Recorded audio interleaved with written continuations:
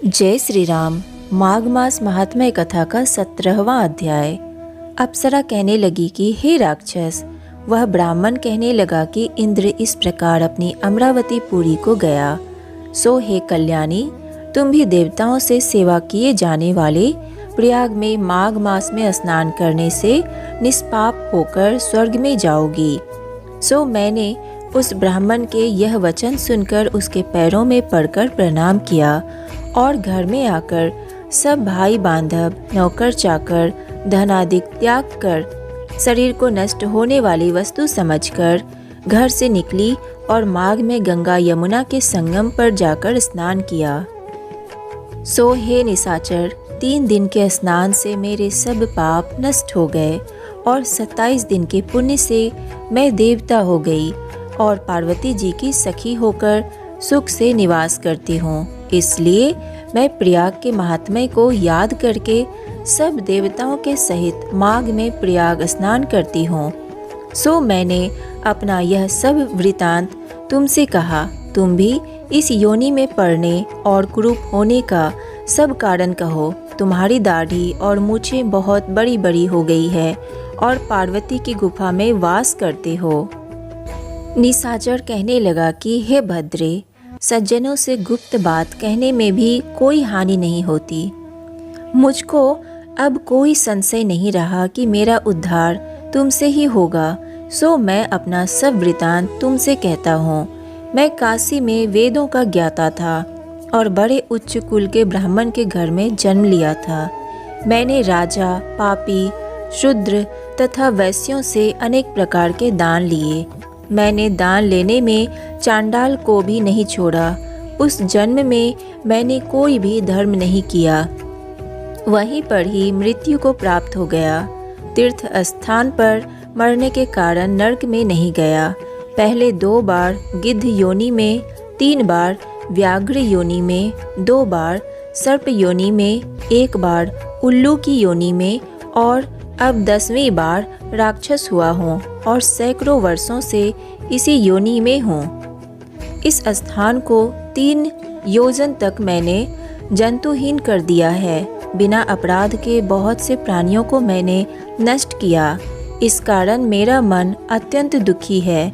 तुम्हारे दर्शन से चित्त में कुछ शांति अवश्य आई है, क्योंकि सज्जनों का संग तुरंत ही सुखदायी होता है।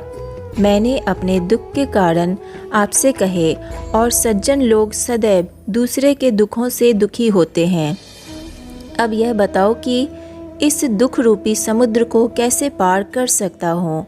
क्या क्षीर सागर हंस को ही दूध देता है, बगुले को नहीं देता?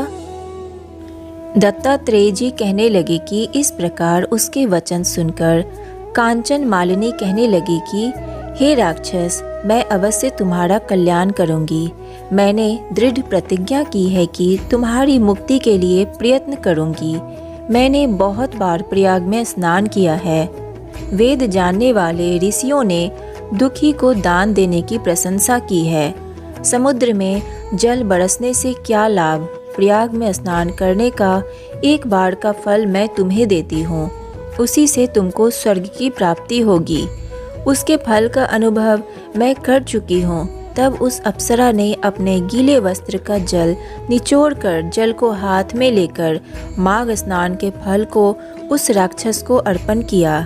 उसी समय पुण्य प्राप्त कर वह राक्षसी शरीर को छोड़कर तेजमय सूर्य के सहस देवता रूप हो गया। आकाश में विमान पर चढ़कर अपनी कांति से चारों दिशाओं को प्रकाशित करता हुआ शोभायमान हुआ और कहने लगा कि ईश्वर ही जानता है तुमने कितना उपकार मुझ पर किया है।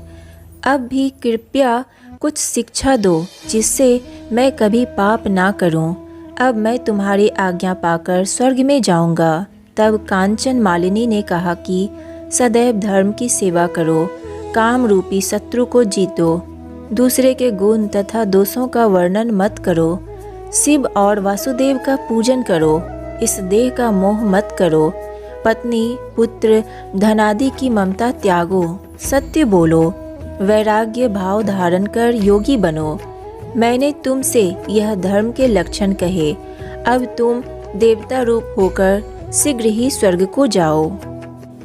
दत्तात्रेय जी कहने लगे कि इस प्रकार गंधर्वों से शोभित वह राक्षस कांचन मालिनी को नमस्कार करके स्वर्ग को गया और देव कन्याओं ने वहां आकर कांचन मालिनी पर पुष्पों की वर्षा की और प्रेम पूर्वक कहा कि हे भद्रे, तुमने इस राक्षस का उद्धार किया।